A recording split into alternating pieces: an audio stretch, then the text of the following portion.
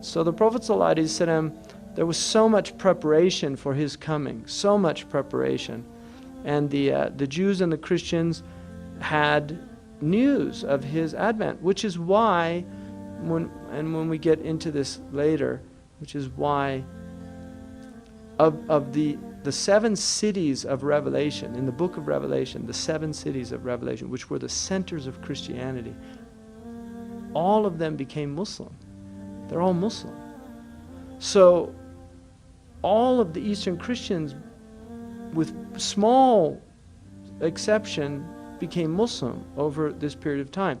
One of the reasons why the Nestorian Christians, not so much the Byzantine who were Orthodox, but you had the Nestorian and the Jacobite, the Malachites, but these Christian sects that were in this area were basically, they were expecting a prophet.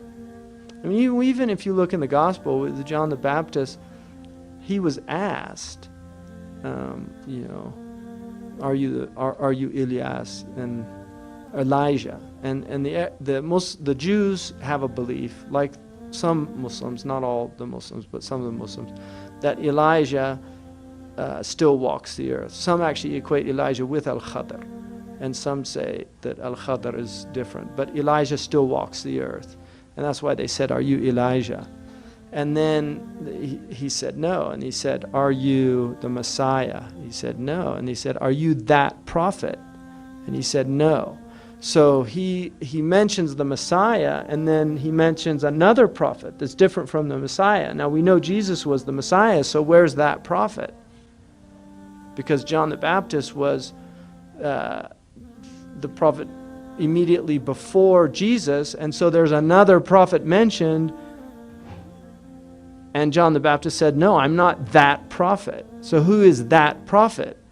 And then if you look in John 16, where Jesus says he has to leave so that the Paraclete can come, and then he describes the Paraclete. He says that the Paraclete will come and he will abide with you.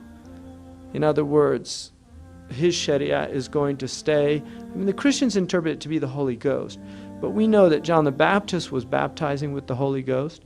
We know that Jesus was supported by the Holy Ghost. So the idea that he had to leave so that the Holy Ghost could come does not really make sense if you look at the idea that the Holy Ghost is already with him. But this is what he says, that he's going to come after me, and I have to leave so that he can come. Now he calls him the Paraclete. Parakletos in the Greek means an advocate or a shafi' in Arabic. That's what it means, shafi' in Arabic. If you look it up in any Greek dictionary, Parakletos means shafi'. Now some of the Muslims said if you change the voweling of it, and Parakletos means the praised one. So it's very similar, Allahu Alam. But the word that Jesus says when he says that he is giving news of a prophet, بِرَسُولٍ يَأْتِ مِن بَعْدِي اسْمُهُ أَحْمَدٍ. He doesn't say Muhammad, he says Ahmad. Now Ahmad is the Prophet's name on Yawm al-Qiyamah when he's the Shafi'. He's Ahmad al-Shafi'. Muhammad is his name here. So the Prophet, now the other thing is the word in Aramaic for the Paraclete, if you look at the earliest Aramaic translation, is Muhammana. Muhammana, which is, according to Ibn Hisham and our scholars, is Syriac for Muhammad.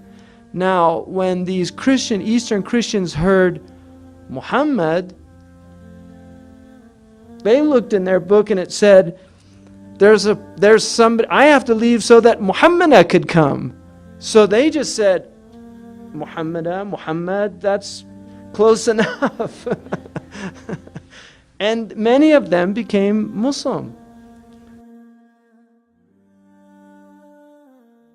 محمد سيد الكونين والثقلين والفريقين من عرب ومن عجم. محمد سيد الكونين والثقلين والفريقين من عرب ومن عجم